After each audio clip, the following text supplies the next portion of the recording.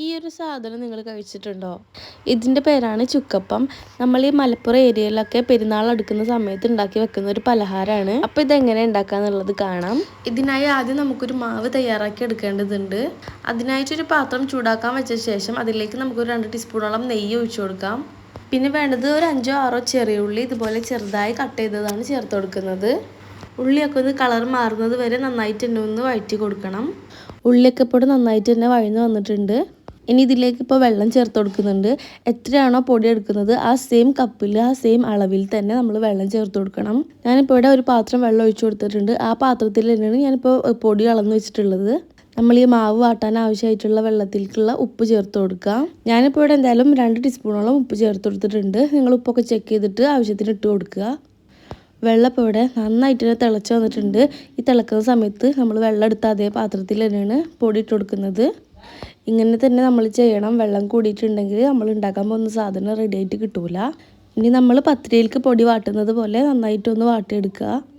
വാട്ടിയെടുത്ത പൊടി നമുക്ക് വേറൊരു വലിയ പാത്രത്തിലേക്ക് മാറ്റി കൊടുക്കാം. ഇനി വേണ്ടത് കരിഞ്ജീരകമാണ്. ഞാനിപ്പോൾ ഇവിടെ 2 ടീസ്പൂണോളം ചേർത്ത് കൊടുത്തിട്ടുണ്ട്. കരിഞ്ജീരകം കൂടുതൽ വേണമെന്നുണ്ടെങ്കിൽ കൂടുതൽ ചേർക്കാം കേട്ടോ. പക്ഷേ ഈ ഒരു സംഭവം സ്കിപ്പ് ചെയ്യാൻ പാടില്ല.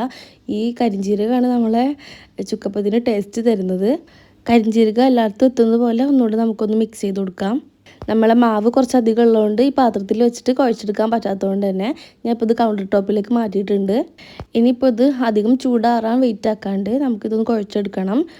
ഇപ്പോൾ ഈ മാവ് അത്യാവശ്യം ചൂടിൽ തന്നെയാണ് ഇരിക്കുന്നത്. ഒരു 5-10 മിനിറ്റ് നമ്മൾ എന്തായാലും ഇത് കുഴച്ചെടുക്കണം. ഇതിൻ്റെ മിക്സിങ്ങും ഒരു ഇമ്പോർട്ടൻ്റ് ആണ്. ഞാനിപ്പോൾ ഇവിടെ നല്ല രീതിക്ക് തന്നെ കുഴച്ചെടുത്തിട്ടുണ്ട്.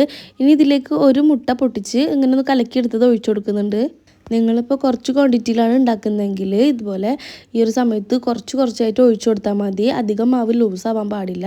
ഞാനിപ്പോൾ എടുത്ത കപ്പ് അളവിലേക്ക് ഈ ഒരു കോഴിമുട്ട ഓക്കെയാണ്. അതായത് 3 കപ്പൊക്കെ നമ്മൾ എടുക്കുകയാണെങ്കിൽ ഒരു കോഴിമുട്ട തന്നെ ധാരാളമാണ്. അപ്പോൾ 1-2 കപ്പൊക്കെ എടുക്കുകയാണെങ്കിൽ കുറച്ച് നോക്കിയിട്ട് ഒഴിച്ചു കൊടുത്താൽ മതി. അപ്പോൾ ചുക്കപ്പത്തിൻ്റെ മാവ് ഇവിടെ റെഡി ആയിട്ടുണ്ട്. ഇനിയിപ്പോൾ ഇതിൽ നിന്ന് ഓരോ പോർഷൻ എടുത്തിട്ട് ഈ രീതിയിലൊന്ന് ചെയ്തെടുക്കുക. എന്നിട്ട് പിന്നെ ചെറിയൊരു പോർഷൻ എടുത്തിട്ട് വീഡിയോയിൽ കാണിക്കുന്ന പോലെ ചെറുതായി ഒന്ന് ഉരുട്ടിയെടുക്കുക.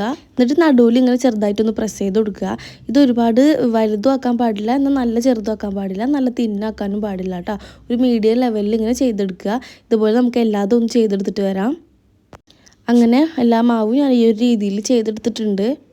ഇനിയിപ്പോൾ ഒന്നുമില്ല, നന്നായി തിളച്ച ഓയിലിലേക്ക് നമുക്കിത് കുറച്ചായിട്ടിട്ട് പൊരിച്ചെടുക്കാം. ഇതൊന്നും ഇനി ഈ ഒരു ഗോൾഡ് കളർ ആയാലും നമുക്ക് കോരിയെടുക്കാം. ഇനിയിപ്പോൾ ഗോൾഡ് കളർ വേണ്ട, വെള്ള കളർ വേണമെന്നുണ്ടെങ്കിൽ ഇതിന് തൊട്ട് മുന്നേ ആയിട്ട് എടുത്താൽ മതി കേട്ടോ. അങ്ങനെ ഞാനിപ്പോൾ ഇത് മുഴുവനായിട്ടൊന്ന് പൊരിച്ചെടുത്തിട്ടുണ്ട്. ഇത് നമുക്ക് എത്ര വേണമെങ്കിലും ഒരു എയർ ടൈറ്റ് ആയിട്ടുള്ള കണ്ടെയ്നറിൽ സൂക്ഷിക്കാം. മെയിനായിട്ട് നമ്മൾ പെരുന്നാളൊക്കെ വരുന്ന സമയത്താണ് ഇത് ഉണ്ടാക്കി വെക്കാറ്. ക്രിസ്പിയാണ്, നല്ല ടേസ്റ്റുമാണ് കഴിക്കാൻ. Thanks for watching. ബൈ.